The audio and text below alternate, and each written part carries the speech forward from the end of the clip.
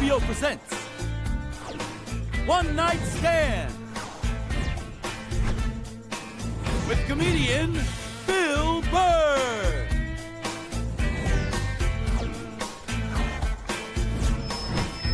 Ladies and gentlemen, Bill Burr.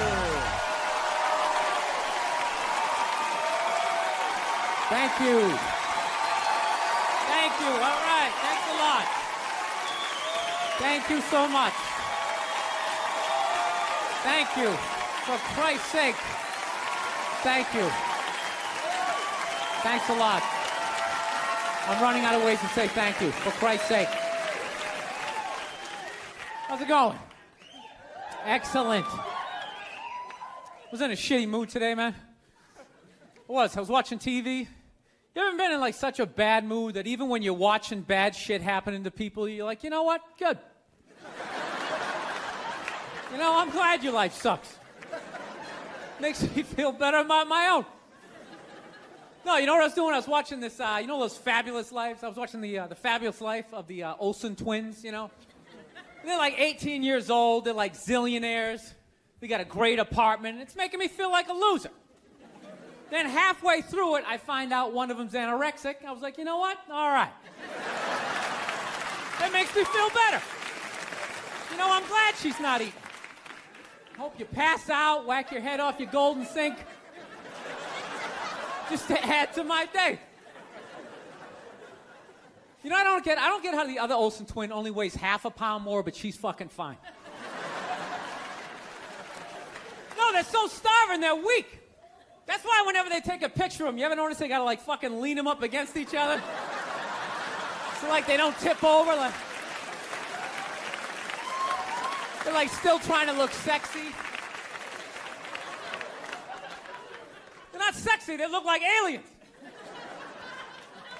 They are, man. You can't weigh 42 pounds and have your eyeballs be 28 of that weight and not look like you're from outer space.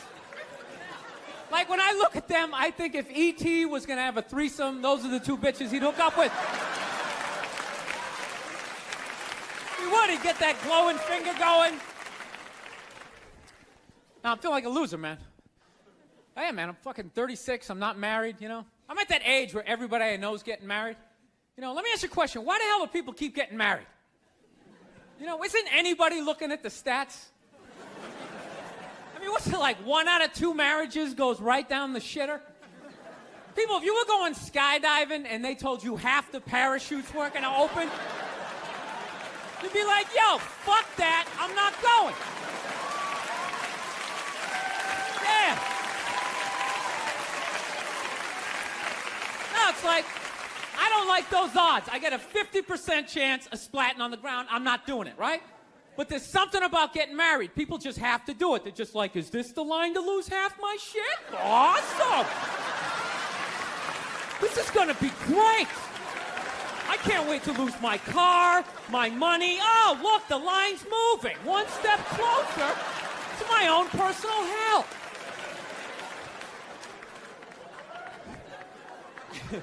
No, I don't think I could ever get married, man. Married dudes freak me out. Anytime you ask a married guy, what's it like being married, they always tell you it's good, but they always have a look on their face like they have like an appendicitis. You ever notice that? You're like, dude, what's it like being married? Like, you know, it's good. It's good. It's, No, it's good. It's enjoyable, you know. It's a lot of work, but, you know, I think when you meet that special someone, there's a connection, and I can't feel my legs. Let me just lean over here. You know, a woman completes a man, and some other metaphor.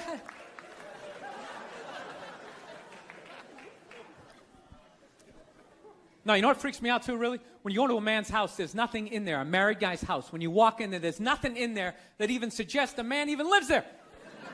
It's all potpourri and throw pillows.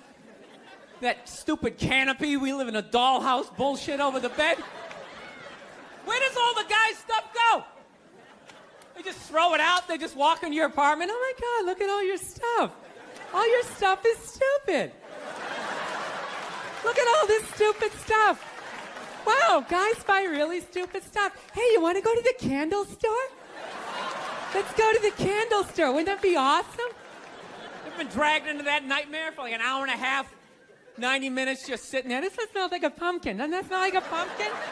This looks like a Christmas tree. Wouldn't that be great? Smell like Christmas in the apartment? Middle of the summer, just fuck with your whole reality?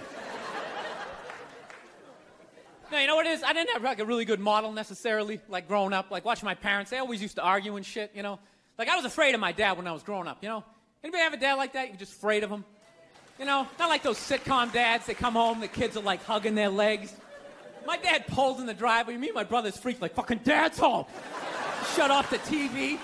Try to hide. Dude, if I stand like this, do I look like a lamp? He won't see me, right? Can I just fucking chill out here? He wasn't understanding. When you fucked up, he told you. He didn't sit down, well, we're gonna work it out. We'll just, you know, I still love you. He looked, you, what the fuck is wrong with you? Jesus Christ, you're an idiot. Weren't you even paying attention? Oh, bullshit. Christ, you're just like your mother. You're fucking out to lunch.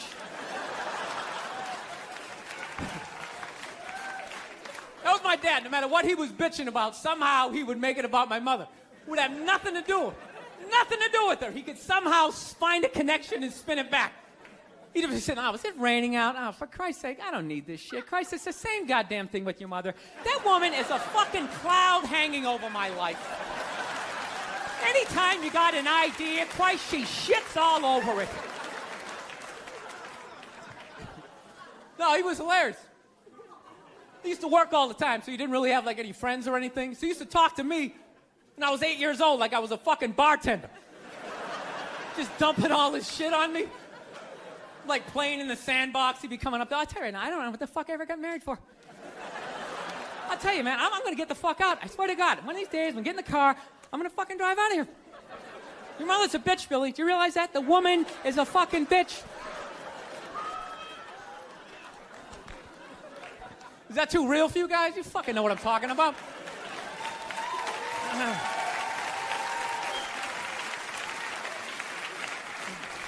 I will get married, you know. I was making that. I'll definitely get married someday, you know. I love women and everything. I'm just finding I'm not, like, compatible with them. You know what I mean? You ever just feel that? Like, women have, like, too much energy for me. You know what I mean? Like, you can't have a day off when you have a girlfriend. You ever notice that? It's almost like they see that open day. They're like, oh, my God, let's go fill it up with shit. No, then they just come at you with one horrible idea after another. Horrible ideas. Like, you want to make some sandwiches and go to the park? You want to go to the container store, get some containers for your t-shirts?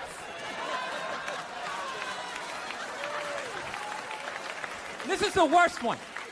You ever get this one? You want to go to brunch? You want to go to brunch on Sunday? And inside you're like, fucking no! But you can't say that, right? You gotta keep them happy. So what do? You agree. Like, yeah, let's go to brunch. What a great idea. Why would you want to sleep in on a Sunday when you can go pay $18 for eggs? Nah, you're thinking. Nah, you're thinking. Then we can sit around and listen to your friends have moronic conversations about the eggs. Like, is that pesto? Is that pesto in your omelet? Oh, it's asparagus. It's asparagus. I thought it was pesto. Oh, you just want to flip the whole fucking table over? It's horrendous.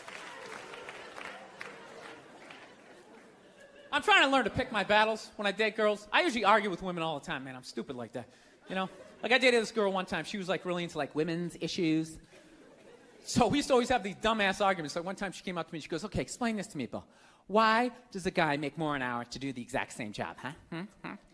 I go, I'll tell you why. Because in the unlikely event that we're both on a Titanic and it starts to sink, for some fucked up reason, you get to leave with the kids and I have to stay. Hey, that's why I get the $1 more an hour. No, think about it. If there's a house fire, it's always women and children first. I got to stand there with, like, the back of my shirt on fire going, let's go, people, let's go, let's go. So that's how I look at it. No, it's $1 an hour surcharge. That if something fucked up happens, either I can't leave or I gotta like get in the way of it to give you a head start, like rabid dog, run honey, 1 Mississippi, 2 Mississippi. You hear a bump in the night, I gotta go check it out, like yes, he does have a knife. Anytime there's a hostage situation, who do they negotiate for first? Well, at least let the women and children go. Well, what about me? Bullets hurt me too. Why the fuck do I gotta stay in the vault?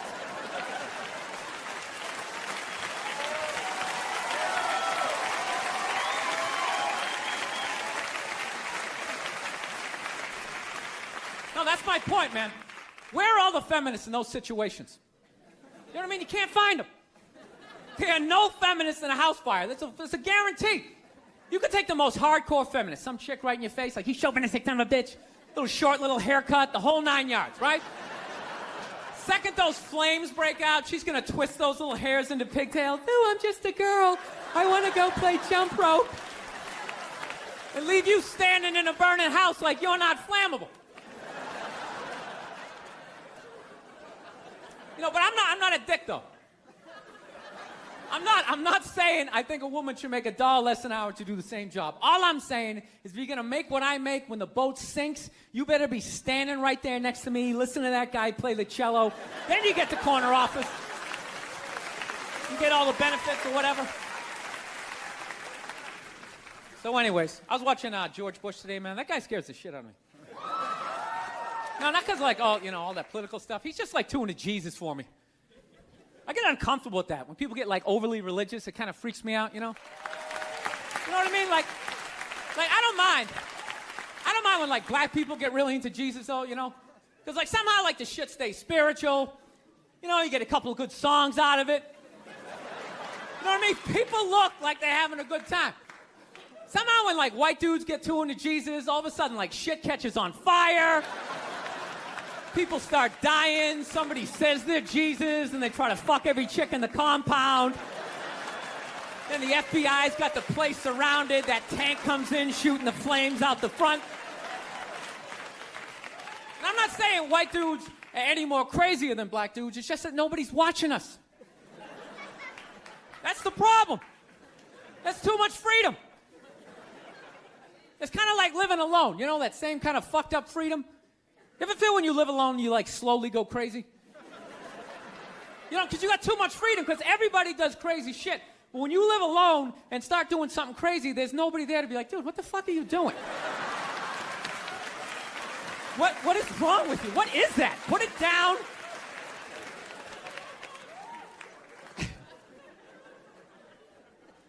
My girl's actually, she's really like religious.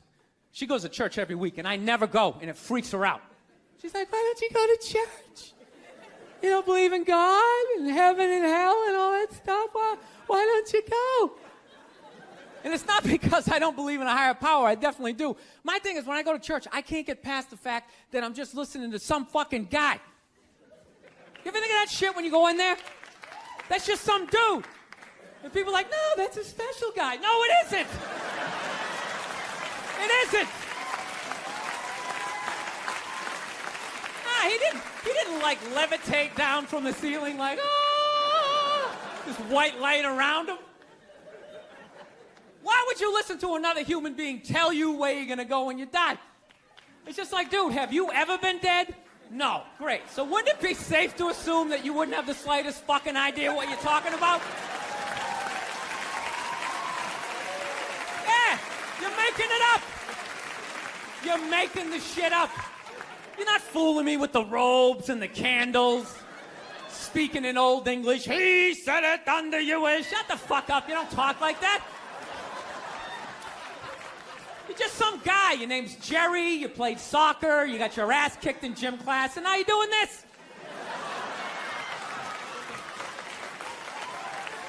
Acting like you're special. I can't do it. I can't get past that fact. I'm sitting in church. This guy's name's fucking Cliff. He's fucking born, and just break the guy down, and then I can't listen. It's like, you go in there, you listen to another human being tell you what to eat and when to eat it. Don't eat meat this Friday. If you eat meat this Friday, you are going to hell.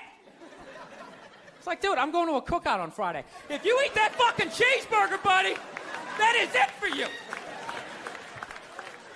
is this guy? Dude, I'll eat a cheeseburger whenever I want to, and I'll jerk off. It's my dick. Why am I listening to this guy? I'll fucking jerk off while I eat a cheeseburger. What do you think about that? I'm not hurting anybody. Why would God care?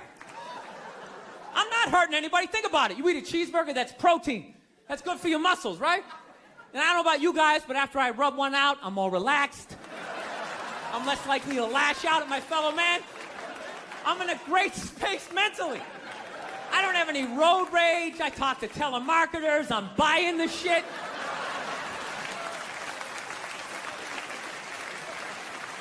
I think they just make it all up.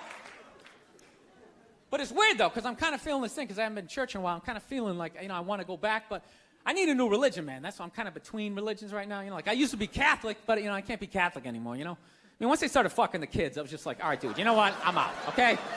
You guys party way too fucking hard for me, okay? I got off at about 22 exits ago. I didn't see that page in the book. I don't know what you guys are doing. I can't believe they're still in business. People are still showing up. Name one other business that could survive that shit. You think if they were fucking kids at Walmart, they could sell rakes the next day? And just try to play it off like, yeah, we had a little problem in aisle 8, but we got some slacks over here. We got kitchen appliances. We got some hula hoops.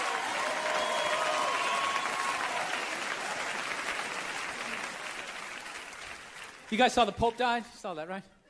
Yeah. Everyone was flipping out, man. I thought that was a good thing. I was like happy for him, man. He was in horrible health. You know what I mean? Everybody just wanted the guy to keep hanging on. It's ridiculous. They're like wheeling him from room to room, and people are still flipping. Oh, God, I think he's gonna die. I think he's gonna die. I'm so... It's like, well, I think he's gonna go to heaven. I mean, it's gotta be better than that shit. I bet the last 2 months of his life, he was just sitting in that chair going, God, I wish the world would stop praying for me. Just fucking let me go. Good Lord. I skied till I was 78. I had a great life. Move on. So they got a new pope now. They picked another old white dude, And they were actually in the running was this black dude from Nigeria, right? They were actually considering making him the pope. And I was kind of hoping he was going to win, Not because I give a fuck either way. I just wanted to see all the black comics doing bits like the next day, like, oh, white people scared now. White people is scared now. Yeah, the Pope is black and shit. It's gonna be a whole different story. He's gonna come in with the hat to the side. Music's gonna be pumping. White people in the front row, gee, I don't know what the fuck's going on. Because when black people go to church, could you just feel it? That was like a half-hour material. Went out the fucking window the second they picked another white dude. It was endless. Pope Mobile's gonna be pimped out, and you better not be shooting at this Pope. The black Pope will be shooting back at your ass.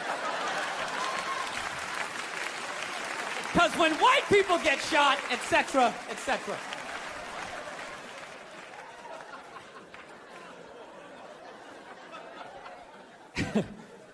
Actually, I had this black dude moved in my building, man. Lives on the same floor as me. He's one of these dudes. Every time he's hilarious. Every time he says some shit, right after he's done saying the shit, he repeats like the most important part of like the previous sentence.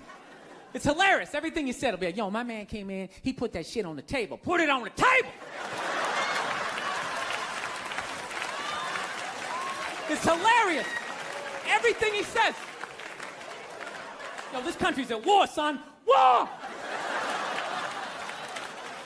I'm just looking at my friend like, dude, did you hear him the first time? Because I heard him the first time. I was smiling, I was nodding.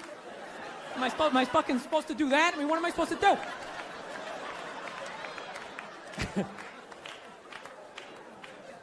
Actually, I got a couple of friends of African persuasion. And I got to get rid of them, man. I got to admit to you. I'm finding I'm spending too much money on clothes hanging out with them. Because I got to, like, fucking try to keep up with their wardrobe. It's like every time they go out, they got all brand new shit on. All brand new shit. So when I show up with my white version of brand new, which is, I basically, I ironed the shit, right? I ironed it, right? It's new. They just start trashing me. I can't keep up with them, man. They got like fucking 58 pairs of sneakers. Ever notice that shit? Like every color fucking Timberland. And I don't give a shit what fucked up color their shirt is. They got a pair of shoes to match it and a hat. It's like a rule or something. They're the worst. Even when you wear some new shit, there's like some sort of rule that you gotta like space out the amount of time within which like that you wear it. Because God forbid you wear the same shirt within a 10-day period, one of them's gonna notice. All of a sudden just look at you funny like, this motherfucker's got the same shit he had on last Tuesday. And then the whole crowd's like, oh shit! Then everybody just starts making fun of your fucking clothes.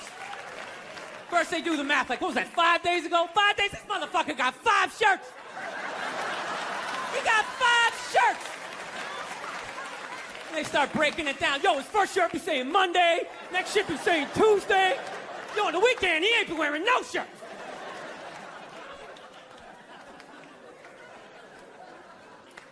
I'll tell you, it's actually funny. You know what? That's actually how I judge black guys now. When I first came to the city, like, all black people scared me. No, I was like the typical white dude from like the suburbs, you know what I mean? Had no frame of reference, you know? So my only frame of reference with black people was like those, remember those early 90s gangster rap videos? Throw the fucking LA riots in there, man. It was fucking horrible PR. I'm watching the videos, look, he's got a nice car, he's got all the women, and he's still fucking mad. These black dudes are never happy. But after 10 years of living in the city, this is how I narrow it down. Whether a black dude scares me or not. Black dudes with dirty sneakers scare the fucking shit out of me. No. I figured out in my head, because I know from hanging out with them, that's the last shit that they're gonna let go. The immediate shit that they have on. So I think, you know, if his sneakers are fucked up, that means his life is fucked up. Every time he leaves his building, the whole neighborhood, oh, shit! Everyone starts making fun of him. He's on the train in a bad mood. I kind of have this howdy-doody, kind of mug-me kind of face. I'm not saying something's going to happen. I'm just saying. I'm paying attention. So I've been seeing this girl recently. This black girl, right? She lives up in Harlem, you know. Gone out like 3-4 times, you know. First time we hung out in like the Village area in New York, you know, which is sort of like a racially mixed area. So shit was cool, you know what I mean? Second time we hung out was more like Midtown, you know. Then the third time, she called me at like 3:30 in the morning, and she wanted me to come up to her apartment, right? So it's 3:30 in the morning, she lives in Harlem, I look how I look, so it's a fucking situation. Yeah, because you know the deal, right? Basically, a white dude feels comfortable up to about like 98th, 99th Street, you know what I'm saying? The second the streets start getting into like triple digits, like 100, 101st Street, start getting like a little asthma, I'm like, oh, fuck, it's starting to get a little high up here. You feel that little tightness in your chest? Can you feel that? 106th Street, you're like leaning on shit like, dude, where'd all the cabs go? How come there's no taxis up here? Dude, what's a bodega? I don't know what that is. Let's get the fuck out of here. So I'm praying to God she's gonna tell me to take the subway, get off at like 105th Street, 103rd, you know, which is like the first stop in Harlem where I can still look over my shoulder and see like all the white people like disappearing over the horizon, you know? But she goes, no, man, you want to get on the Uptown 2-3 train, you want to get off at 125th Street. I'm like, God, fuck, 125th Street. Jesus Christ, that's like right in the middle of everything. I'm going to be surrounded on all 4 sides. I can't fucking do this. So, at this point, I'm really trying to hide like the bitchy tone that's starting to creep into my voice, you know? And I'm trying to ask for really specific directions for when I get up there, because I want to know exactly where I'm going. So she starts naming the streets I have to go down, and every other street up there is named after like a black leader, you know? She's like, make a left on Adam Clayton, take a right on Frederick Douglass. I'm like, God, fuck Adam Clayton. Yo, dude, go on the internet, look up Adam Clayton. Did he kill a bunch of white people during the slave revolt? Dude, I ain't going up there till I know what Adam Clayton did. Fuck this shit. So at this point, I'm really having a battle with myself. Because I'm thinking I can't do this, right? I'm like, I can't do this, but my dick's going, no, come on, man, we can do this, all right? Just relax. Pull yourself together and get on the goddamn train, right? So as always, I listen to my dick.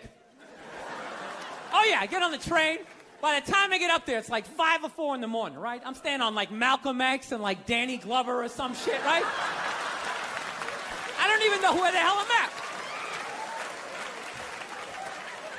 But I see the street I want to go up. I want to go up St. Nick. I can literally see her apartment building, but there's like 5 or 6 black dudes standing right on the corner, right where I want to walk by. So I'm like, fuck!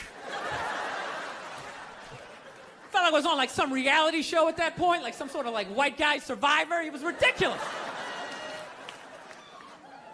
So I'm thinking, I gotta walk right by these guys, right? You know what's funny? I think that they were actually more surprised to see me than I was scared, you know? And I was really, really scared, you know, but I'm also really, really white, you know? Like shockingly Caucasian. You know what I mean? Like if you're not ready for me, I can like surprise you. No, especially if you live up there. You've probably seen a white person for hours, possibly days. So when I show up, it's almost like magical, like a leprechaun came out of nowhere, you know? Felt like I should have like a little pot of gold, like a rainbow behind me. Top of the morning to you, like it. Kind of dance my way past them. But it's been going all right, you know? Once I get in her apartment, I'm fine, you know? I relax, sit down, you know, watch a hip-hop countdown. Pretend like I know the groups, you know what I mean? It's just getting there that's a fucking pain in the ass. But, you know, I don't get mad at it, because I figure, you know, black dudes got to go through the same shit, though, right? When you go out to the suburbs, go fuck a white girl, right? Just that same awful feeling of just leaving your people behind, you know, just less and less of you as you're fucking driving out there. Probably start off lean and you're all fucking cool. 20 minutes in, you're driving like 10 and 2, the radio's off. Like, dude, I don't like this shit. I don't like this shit at all. There's too much grass, I don't see any rims. This is fucked up. None of the windows are tinted. I can clearly see white people in every car. This is fucked up. Listen, you guys were awesome. Thank you so much for coming out. God bless you. Thank you very much.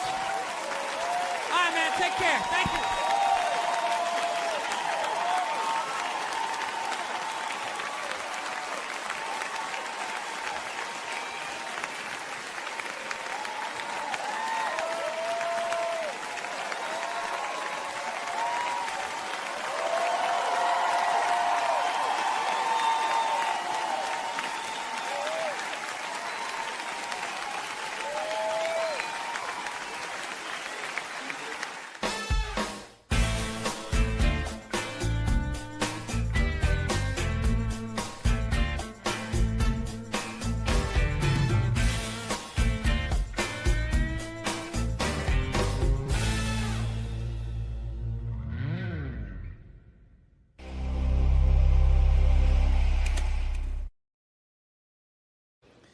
You know, we fight a lot over television, you know, so, I don't know. I've kind of come her way, she's come my way. She watches a little bit of sports.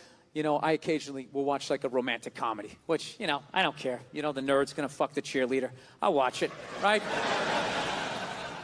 I don't mind them. It's an uplifting story. I just don't like the love scenes in romantic comedies. They creep me out.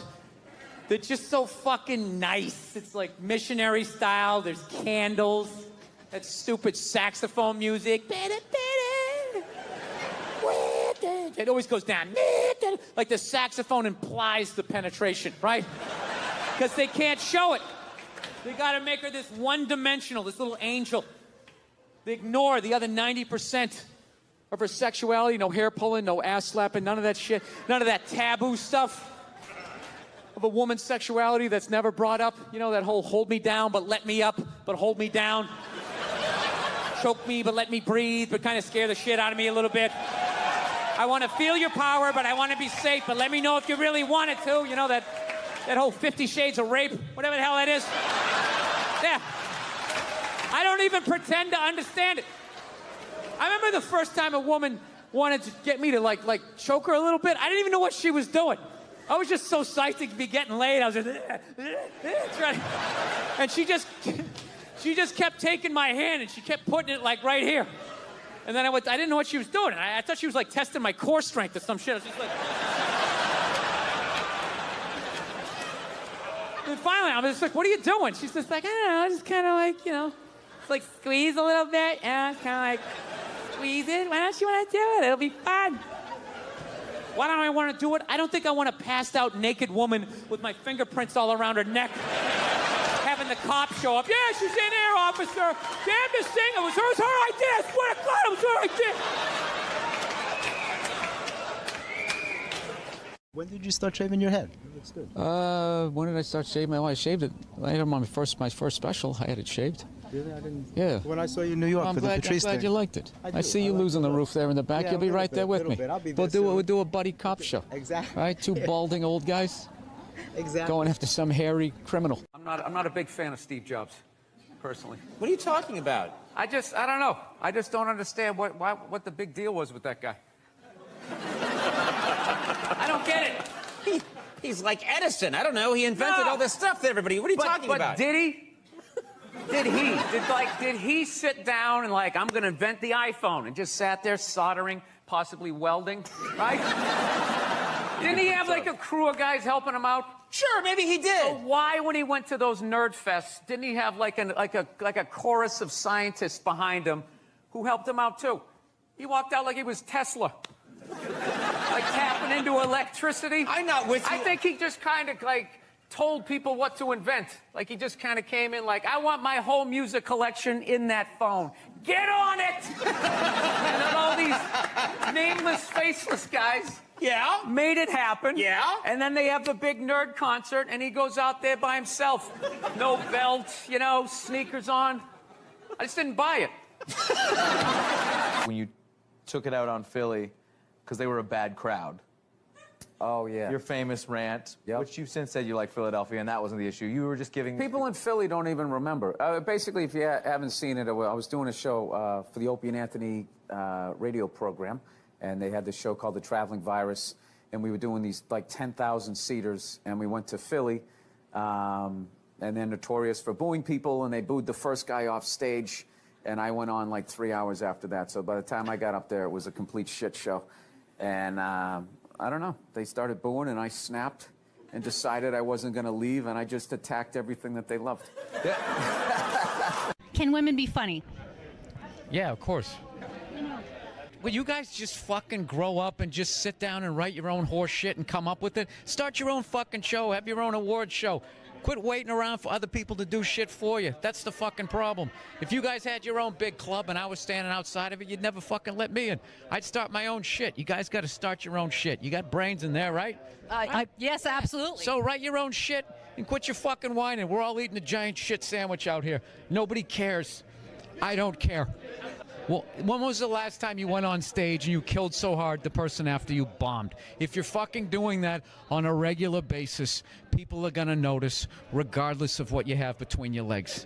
Yeah, at some point I was going to make a point here. That's why I keep looking at here, and I just realized I'm blocking myself out of the camera. I love that you have the jib camera for this like it's an action movie. Let's swoop in at these two guys sitting in these unbelievably small chairs. I literally feel like I'm going to fall onto the floor. This is insane. You really went all out with the audience, though. They got full-size adult chairs. Are these like from the 20s before they had like horse tranquilizers in our food when everybody was like 5'1"? Yeah, And nothing making you mad? Nothing. Oh, things upset me. Yes. I don't know. I don't want to... Look, I fly a lot, and there's this whole new thing of generation of people that take their socks and their shoes off on the plane. You got to look at their smelly feet, and then they'll literally stand up, and they will walk into a commercial airline bathroom. Yeah, use it, and then walk and sit back down again. That's not right. Yeah, if I was a dictator, those people would be eliminated. I love this dude texting for the entire interview. It's just trying to keep the attentions of millennials. It's like impossible. Look at him. He's already got the chains. He's probably got his own record label. He's like making deals as we speak. He's got championship rings on. I don't know what you're doing, dude, but I want your life, man. You're crushing it.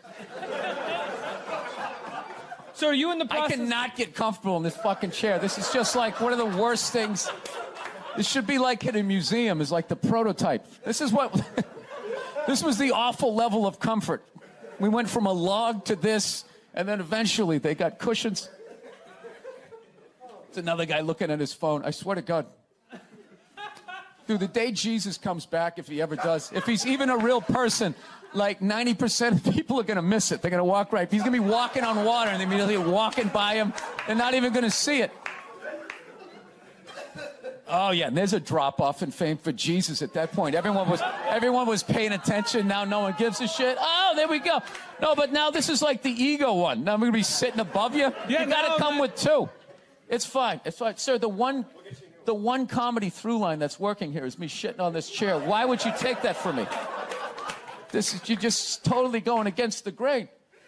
I understand it. But you got on camera, so I think you get paid, even though this is online. You see, Sugar Shane Mosley, one of the greatest boxers of all time, he's losing his championship belt in a divorce. Losing, yeah. It's like you're trying to break a man. Why does she want those? Right? break a man. They go with their shoes. You know? No, and I love how when you get a divorce, all of a sudden it costs like 50 grand a month to give a kid Fruit Loops. Right?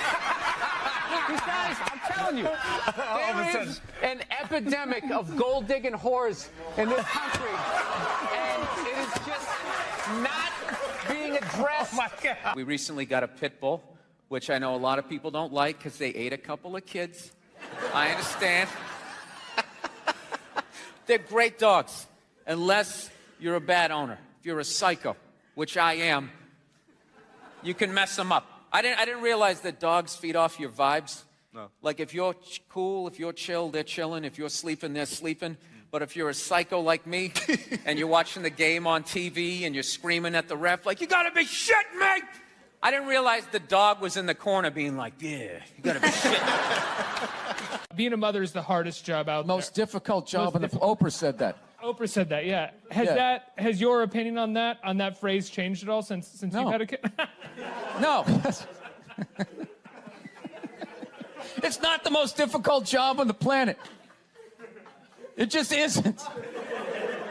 Dude, I did roofing in July. As a redhead, I almost died.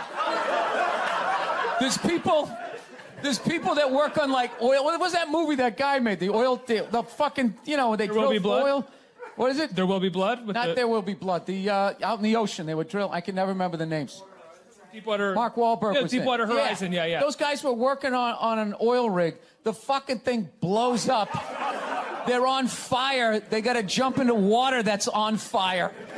Salty water into their wounds. You got to swim out of that oil and fire and then tread water, praying to God that the Coast Guard is going to get there before the sharks do. Now talk to me about a toddler. Oh, he was so fussy today. He wouldn't eat his peas. So what's up with all these white kids now walking around trying to act like they're like gangster rappers? It's irritating. It's like everywhere I go, man, I figure I'd just be here in the city where you got a good mix of people. I'll be like in the middle of Kansas, though. Like the whitest state ever. There'll be some howdy-doody looking white kid like me. I'm thinking this is one of my peeps. Somebody I can have a conversation with. All of a sudden he's just like, yo, what's up, kid? What's up, kid? I just want to be like, nothing much, Brad. You keeping it real in Wichita? How the fuck are you going to be a gangster in a state, say, like Nebraska? Wouldn't you be like all hardcore about your crop? Just in there, yo, shit was crazy, you know what I'm saying? My fucking corn wasn't growing, my fucking scarecrow was tipping over and shit, you know what I'm saying, son? I just want to be like, dude, you're white. Go to the Gap, give into it. Buy some Dockers, and come home. I've been going to gun stores, and Oh my God. and these rednecks are all telling me the same thing because I didn't grow up with guns.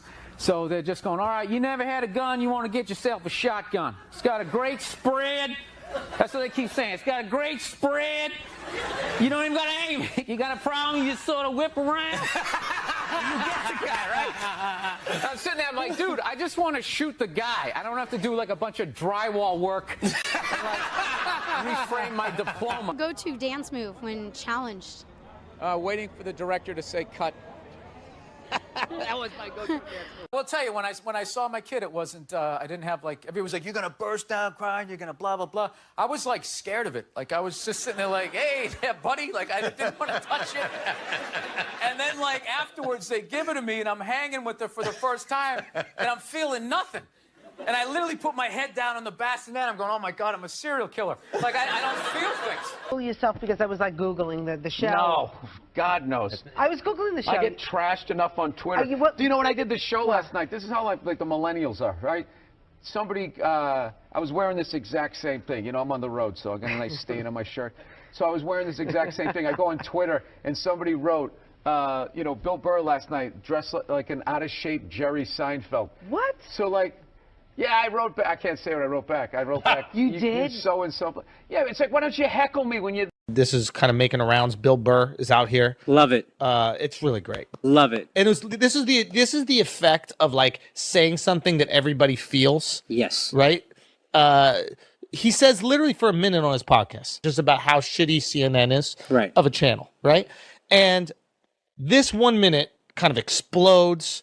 He not only shits on CNN, he says MSNBC, Fox News, he says they're all the fucking same thing. They're un-American, they're treasonous, their ratings have tanked in this massive way. I think like CNN ratings are down 68% or something like that. I think Fox is down like 27 too. Probably. But like without Trump, there's this void in interest for the news. Yeah. Now nothing is newsworthy. We don't really give a fuck anymore. Yeah. So they need Trump, so they're starting to talk about Trump. And then his whole thing was, by talking about him and giving him all this free airtime, you're going to get him elected again. And you want it. Yeah. You want Darth Vader because you need it for your relevance. Yes. You know, my mother-in-law comes over to help watch the kids, and she always puts on CNN.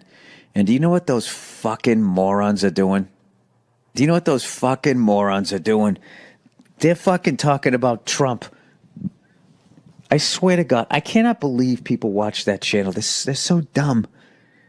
It's like, do you think these people give a fuck? They want Darth Vader to come back.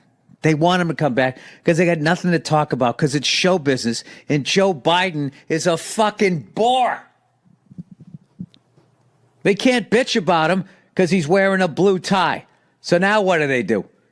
They're going out there, they're doing what they did the first time to get this guy elected by giving him all this free coverage while they act like they allegedly don't like him. I don't buy it. I don't buy it. They're a corporate news channel, and they're fucking treasonous, un-American pieces of shit, just like Fox News, MSNBC, just like all of them. Just like fucking all of them. I was at the gym the other day, right? You know, oh, fucking Billy Big Boobs, right? I'm on the elliptical, and they had CNN on with the sound down, and I wanted to ask them, can you turn the fucking channel? No, they didn't have the sound down. They made it seem like all of California was on fire, which I know it is, but like there's nothing I can do about it. All right? And then they go, okay, and now let's talk COVID, and the numbers are up. It's just like, what is their fucking deal on those channels? Don't they have any idea what they're doing to you? Here I am at the fucking gym trying to work off a bunch of goddamn ice cream sundaes, and all I get is fucking fires and pandemic shit. You can't fucking, how about a positive story? I swear to God, if I ran a 24-hour news network, our brand would be, we give you 2 bad, but we still give you 1 good. 2 steps back, but 1 step forward. We give you a couple of good stories. You do a story that involves race relations where people are actually getting along. Well, that doesn't get ratings. You have to make them feel like shit. You have to scare the hell out of them. You got to make them feel like they got a virus, their house is going to burn down, and that the Nazis are coming back. To us, those are the tent poles that make for a great half-hour news. If they don't have a gun in their mouth by 18 minutes in, then we're not doing our job. I think that's what they say. Can you imagine if that was your fucking job to just go on TV every day and lie and get people to be against each other and just have everybody just sort of walking around in a low to high level of hysteria?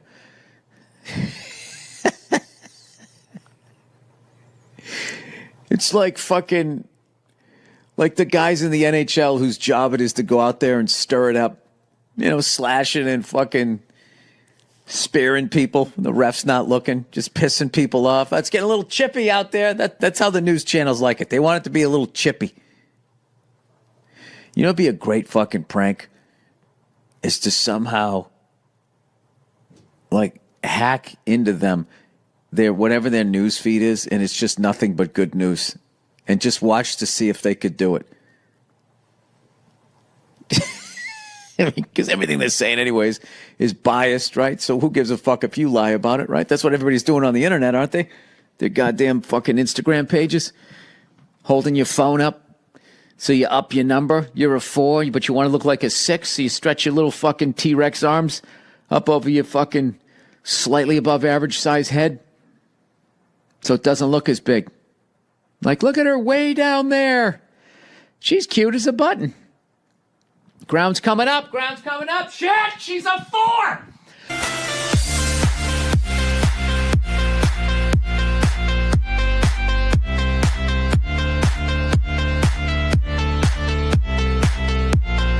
10 episodes are available to binge watch. Bill Burr, welcome to Good Day New York. How are you? Thank you for having me. Well, the show is so funny. I'm just, is it based on your real life, or is it, you know? Yeah, no, it's definitely based on my life, but it's, Frank is the character that I play. He's an amalgam of kind of everybody's dad in the writer's room, and he's an old school dad. Like when I was a kid, you were like afraid of your dad.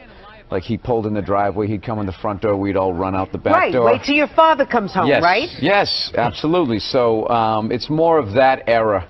It's not this, you know, era now where your kids are like friends with their dad. I was like afraid of my dad. Not in a bad way. Like I just knew that, you know, when he came home that things were going to fly. Yes, your behavior. We used to shut the TV off and like pick up books pretending to be like reading. And I remember he used to like, you know, if he was in church, he had like the loudest snap.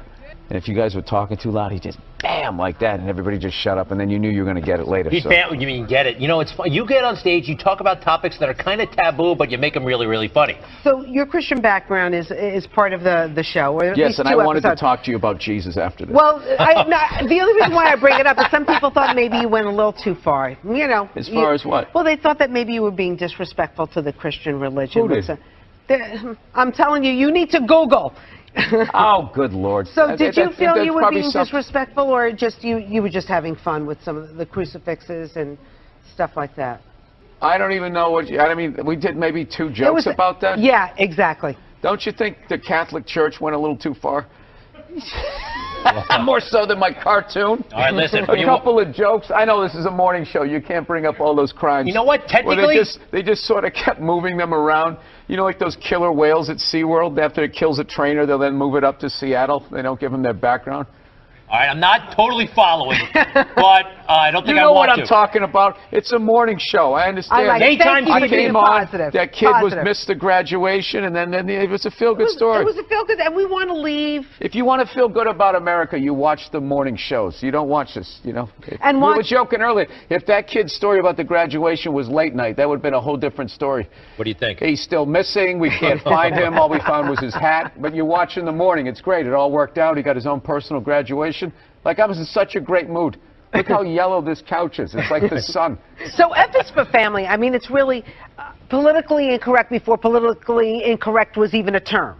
Yeah, and I think, you know, a lot of that stuff. What you were saying earlier, you talk about taboo subjects. It's like, nothing I really talk about. It's not that people aren't talking about all of this stuff. It's just that it's sort of a way that people talk when they get on a stage or something like that. But it's not like, you know, people they laugh because they're already talking about it, so it's not that big a deal. We all have dark thoughts sometimes, but you go there in public and you do it, even though it's edgy, kind of make it safe in a way. Yeah, well, what's going to happen? I'm just talking. I mean, it's not like I'm not doing anything insane. I will tell you, though, I did stand up here 2 shows last night, and I cannot believe New York crowds now. Why? It is so like, oh. They were doing that during the show? I moved here. I remember when I moved here in '94. It was, you remember Alphabet City? You were taking your life in your hands, and there was like junkies and stuff like that. So it was just really like a lot harder than to like even like impress people. And now, I mean, I don't know. Again, the good old days. Yeah. Anyway, you know what? They don't even call it Alphabet City anymore. You know that? They call it like the Lower East Side. Things, gentrification, Oh, whatever. was that offensive to illiterate people? Anyway, This town has changed. F is for family. Obviously, Netflix and the people who watch it love your show. Were we able to find a clip that we could clean up? We got something. We got You something. found We got something. something. Wow. We got Might be a couple of something. beeps. Is Check it this out. just the intro song? Not hamburger assistant again. Why can't Mom make dinner? Ask her. She's the one who abandoned her post. Now after doing all the lady work, I gotta leave to go do some man work. And is anybody gonna get me flowers and tell me I'm beautiful? No. No one's out there marching for old Frank Murphy. He just watches the sands of his miserable life gather at his feet while his wife, the modern woman, throws on a pantsuit every morning and just... There's my worker bee. This guy really speaks to me. Good stuff, Bill. It's a little Archie Bunkerish, a little, right? Yes. Yeah, well, I mean, it is that time. And when we did, like, the 70s, we wanted it to look like how I remember the 70s, where Hollywood kind of always makes it look like everybody had a lava lamp and dressed like Ron Burgundy. This is more like the sort of Rust Belt Serpico 70s. Like, you know, anytime you see a movie about, like, the 70s, everybody has a car from the 70s. It was like, there was, you know, people didn't have money. They'd have a car from the 60s. So if you look, there's a lot of... That's one of my favorite things to, like, pick out what car they're going to have. Like, Frank drives, like, an old, like, Ford Galaxy-esque type car before Ford comes at us for money. You're right, the movies from the 70s, they overdo it. They all overdo it when they're going retro, right? Well, they make it seem like when the Pacer came out, like, everybody thought that that was a good-looking car. It was a weird car. With the big window? Yeah, me and my mother looked at it. That is the ugliest piece of you-know-what I've ever seen in my life. But they made it seem like everybody in the 70s had, like, a lava lamp and thought that that was a good-looking car. So, Bill, do you Google yourself? Because I was, like, Googling the show. No, God knows. I was Googling the show. I get trashed enough on Twitter. Do you know when I did the show last night? This is how, like the millennials are, right? Somebody, I was wearing this exact same thing. You know, I'm on the road, so I got a nice stain on my shirt. So I was wearing this exact same thing. I go on Twitter, and somebody wrote, you know, Bill Burr last night dressed like an out-of-shape Jerry Seinfeld. What? So, like, yeah, I wrote back. I can't say what I wrote back. I wrote back. You did? So-and-so. Yeah, it's like, why don't you heckle me when you're there? But why would you even respond on Everybody is Twitter? sassy online, not in your face. Sassy. Why? Exactly. This is New York. Back in the day, I would walk on stage. Someone would have said that, and I would have had to fight my way out of it, and it would have been a tough set. And this person's just, everything's like so covert now. I feel bad because, by the way, you're ripped. Huh? You're in pretty good shape. But why respond to somebody who's being negative to you on Twitter? Because it's fun. I like going back and forth, and then you can usually... Well, this is my deal. If you actually have a picture of yourself, then I'll go back and forth. But if you just have, like, the little egg thing there, like those, you know, 2 followers, then those people, it's like, you just came up with an account or whatever, or you just go around trash people. To me, that's like a cowardly thing. But, like, you know, if I can see you, you know, and you're out of shape, or maybe you're ugly or something like that, I'll go right for it. I'll get real childish. Growing up, by the way, with the mother with the hairbrush and the dad, where was that? Where'd you grow up? I grew up outside Boston, Massachusetts. The safe suburbs of Boston, Massachusetts. Because ever since Good Will Hunting, everybody thinks, you know, you grew up in Southie and you stole cars and you asked people about apples. They overdid it too, didn't they? Yeah. Let me ask you about your Christian background. No, nobody overdid Southie back then. Like, I'm just saying I was not that, you know. I was more of a, you know, cul-de-sac street hockey playing kid. Bill Burr. F like is the for moon. family. There you go. F is for family on Netflix, out right now. He'd be a little more comfortable if he threw some trash around the studio, right? He misses the old New York, and you're not the only one. I want to meet those religious people that got upset, and I want to quiz them on their religion. All right, we'll talk about, why did I bring that up? Bill, Why did you bring it up? I'm It's sorry. a morning show. It's supposed to be an easy one. You know what happens? 9 o'clock, it all becomes daytime, so you got more license. Bill Burr, thank you. Thank you for having me. A couple of friends of African persuasion, and I got to get rid of them, man. I got to admit to you. I'm finding I'm spending too much money on clothes hanging out with them because I got to, like, fucking try to keep up with their wardrobe. It's like every time they go out, they got all brand new shit on. All brand new shit. So when I show up with my white version of brand new, which is, you know, I ironed the shit, right? I ironed it, right? It's new. They just start trashing me.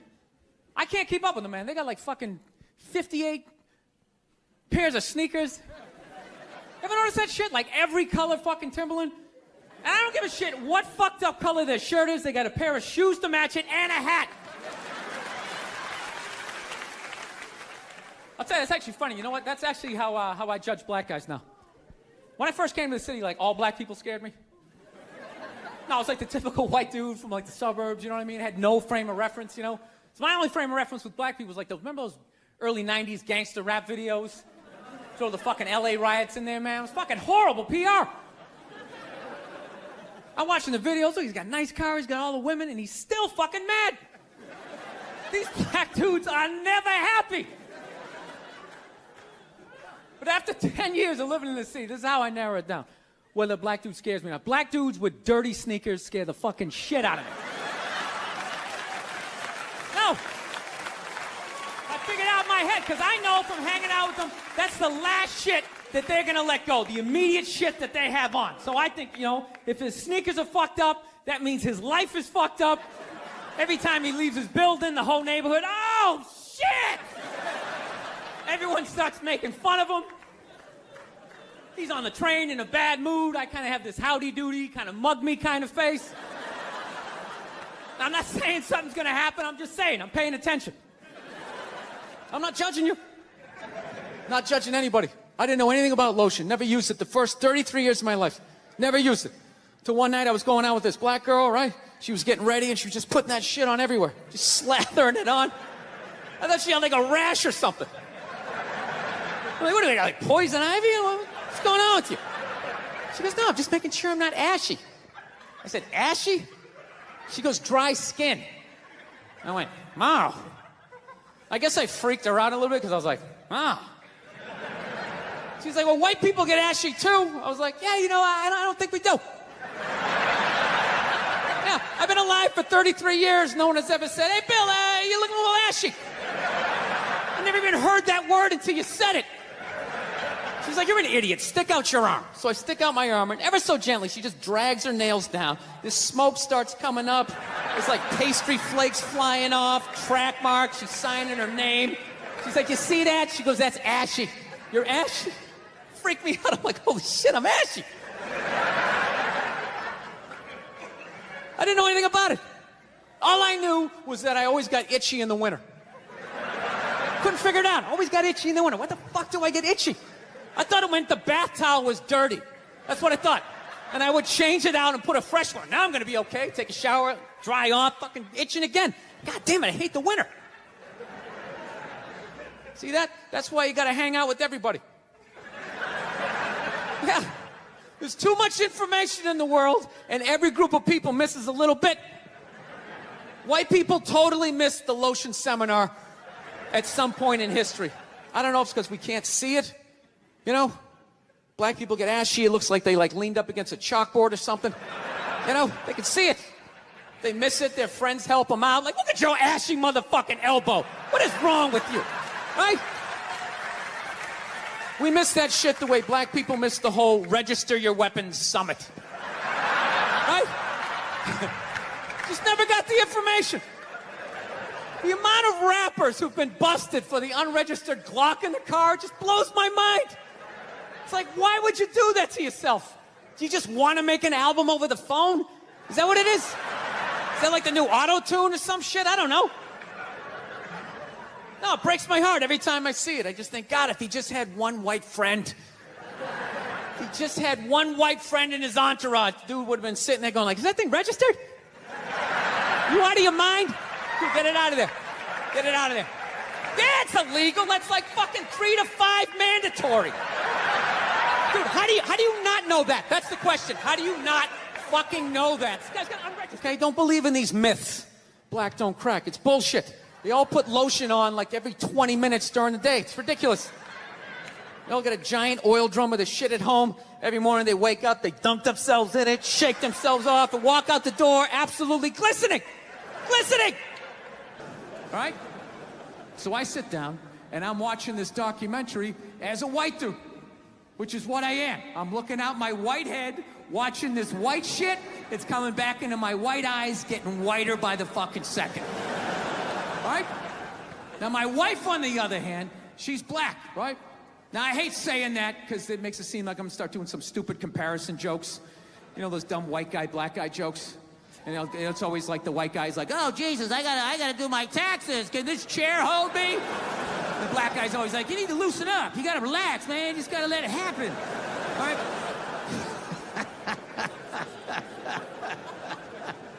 It's always the same stupid fucking joke. I hate those jokes, you know, because they're easy, and it's been my experience that it's just not true.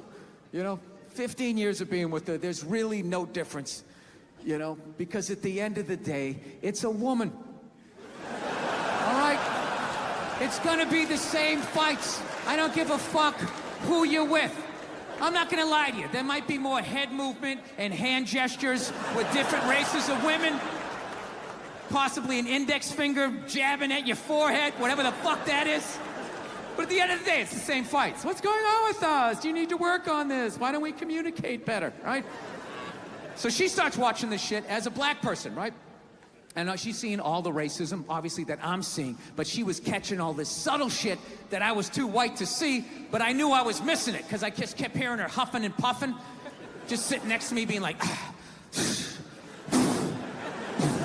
and I'm just sitting there like, okay, somebody did something. I don't know what just happened, but I don't think that was good. So right when I didn't think it could get any worse, it could get any more uncomfortable between the two of us, this fucking white dude comes on who evidently discovered Elvis. And he's like 190 years old, and he comes out, starts talking. He's just like, well, basically, I was looking for a white boy that could take the down and dirty, nasty blues and combine it with the pristine, angelic sounds of bluegrass. Yeah, that's what he was doing. He was subtly putting black shit down here while he was propping up the white shit. You know, the down and dirty, daddy not sticking around, drug-infested neighborhood blues with the Jesus as white as me, hair the color of the sun, angelic bluegrass playing music, right? So at this point, my wife has like fucking steam coming out of her ears. So I make a judgment call. I just fucking shut it off, right? And she looks at me, she's like, why did you shut that off? Why did you shut it off? I was like, because you're about 3 minutes away from yelling at me like I produced this music. All right? Let's just forget it. We'll watch something else. She's like, no, why can't we just watch the rest of this and then discuss it afterwards? It's like, I don't fucking do that. I just want to watch a documentary. I don't want to have a fucking lecture because of these fucking assholes. I didn't do anything. I'm just sitting here watching TV. And not to mention, we're just gonna get into an argument. She's like, well, why would we get into an argument? I'm like, ugh. All right, you know why? Because not for nothing, there was some black people in there saying some shit that I didn't agree with, you know? I'm not huffing and puffing. Yeah, I said that. Like a fucking idiot. And she just looks at me, she's like what black people? Like what black people that said what? And at that point, it's like you started the luge, right? You can't get off the fucking sled. Now you gotta have the argument. I'm like, fuck, here we go. Guess we're having this. And I'm like, all right, the black guy who brought up leg shaking, saying Elvis took leg shaking from us. It's like, really? Leg shaking? No, nobody thought to fucking do this? Black people came up with that? You telling me that? I'll even give you that. Let's say you came up with that, but where did that black dude learn how to do it? Didn't he watch some older black guy do it? But what, because he's the same color? He's not stealing, he's just carrying on the tradition. But if Elvis does it, oh, what the fuck? Now he's the biggest thief ever? That doesn't make any sense to me. She goes, no, you idiot. It's not about the leg shaking, okay? It's about, he appropriated a culture. He took all the music, he got all the money, got all the fame. He's called the king of it now, and he never gave a shit, not even a shout out. And I was like, all right. You know, fair enough. You made about 7 or 8 good points there that I can't refute. He appropriated a culture. I get it. You're right. She goes, fine, thank you. And I go, however, not for nothing, do I get mad at you when you get on a skateboard and you start going down the fucking street? Do I get all offended like, hey man, that's some white shit. Stop appropriating my culture, man. Some dirty white kid in Santa Monica came up with that, man. So she starts laughing. And I should have stopped there, but I'm a comedian, right? I'm like, oh, I'm getting a laugh. There's got to be a bigger laugh, so keep going, Bill. Let's come with another example. So I'm like, yeah, do I get mad at you when you fly from LA to New York in under 6 hours? And she just, yeah. And she just stares at me. She's just like, that was fucked up. Paying attention. So I've been seeing this girl recently, this black girl, right? She lives up in Harlem, you know, gone out like 3-4 times, you know. First time we hung out in like the Village area in New York, you know, which is sort of like a racially mixed area. So shit was cool, you know what I mean? Second time we hung out was more like Midtown, you know. Then the third time, she called me at like 3:30 in the morning, and she wanted me to come up to her apartment, right? So it's 3:30 in the morning, she lives in Harlem, I look how I look, so it's a fucking situation. Yeah, because you know the deal, right? Basically, a white dude feels comfortable up to about like 98th, 99th Street, you know what I'm saying? The second the streets start getting into like triple digits, like 100, 101st Street, start getting like a little asthma, like, ah, fuck, it's starting to get a little high up here. You feel that little tightness in your chest? Can you feel that? 106th Street, you're like leaning on shit, like, dude, where'd all the cabs go? How come there's no taxis up here? Dude, what's a bodega? I don't know what that is. Let's get the fuck out of here. So I'm praying to God she's gonna tell me to take the subway, get off at like 105th Street, 103rd, you know, which is like the first stop in Harlem where I can still look over my shoulder and see like all the white people like disappearing over the horizon, you know? But she goes, no, man, you want to get on the Uptown 2-3 train, you want to get off at 125th Street. I'm like, God, fuck, 125th Street. Jesus Christ, that's like right in the middle of everything. I'm gonna be surrounded on all four sides. I can't fucking do this. So, at this point, I'm really trying to hide like the bitchy tone that's starting to creep into my voice, you know? And I'm trying to ask for really specific directions for when I get up there, because I want to know exactly where I'm going. So she starts naming the streets I have to go down, and every other street up there is named after like a black leader, you know? She's like, make a left on Adam Clayton, take a right on Frederick Douglass. I'm like, God, fuck Adam Clayton. Yo, dude, go on the internet, look up Adam Clayton. Did he kill a bunch of white people during the slave revolt? Dude, I ain't going up there till I know what Adam Clayton did. Fuck this shit. So at this point, I'm really having a battle with myself. Because I'm thinking I can't do this, right? I'm like, I can't do this, but my dick's going, no, come on, man, we can do this, all right? Just relax. Pull yourself together and get on the goddamn train, right? So as always, I listen to my dick. Oh yeah, I get on the train. By the time I get up there, it's like 5 or 4 in the morning, right? I'm staying on like Malcolm X and like Danny Glover or some shit, right? I don't even know where the hell I'm at. When I see the street I want to go up, I want to go up St. Nick. I can literally see her apartment building, but there's like 5 or 6 black dudes standing right on the corner, right where I want to walk by. So I'm like, fuck! Felt like I was on like some reality show at that point, like some sort of like white guy survivor. It was ridiculous. So I'm thinking, I gotta walk right by these guys, right? You know what's funny? I think that they were actually more surprised to see me than I was scared, you know? And I was really, really scared, you know, but I'm also really, really white, you know? Like shockingly Caucasian. You know what I mean? Like if you're not ready for me, I can like surprise you. No, especially if you live up there. You've probably seen a white person for hours, possibly days. So when I show up, it's almost like magical. Like a leprechaun came out of nowhere, you know? Felt like I should have like a little pot of gold, like a rainbow behind me. Top of the morning to you, latte. Kind of dance my way past them. But it's been going all right, you know? Once I get in her apartment, I'm fine, you know? I relax. Sit down, you know, watch a hip-hop countdown. Pretend like I know the groups, you know what I mean? It's just getting there that's a fucking pain in the ass. But, you know, I don't get mad at it, because I figure, you know, black dudes got to go through the same shit, though, right? When you go out to the suburbs, go fuck a white girl, right? Just that same awful feeling of just leaving your people behind, you know, just less and less of you as you're fucking driving out there. Probably start off lean and you're all fucking cool. 20 minutes in, you're driving like 10 and 2. The radio's off. Like, dude, I don't like this shit. I don't like this shit at all.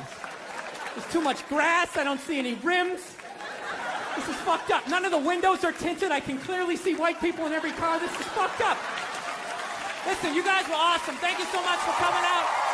God bless you. Thank you very much.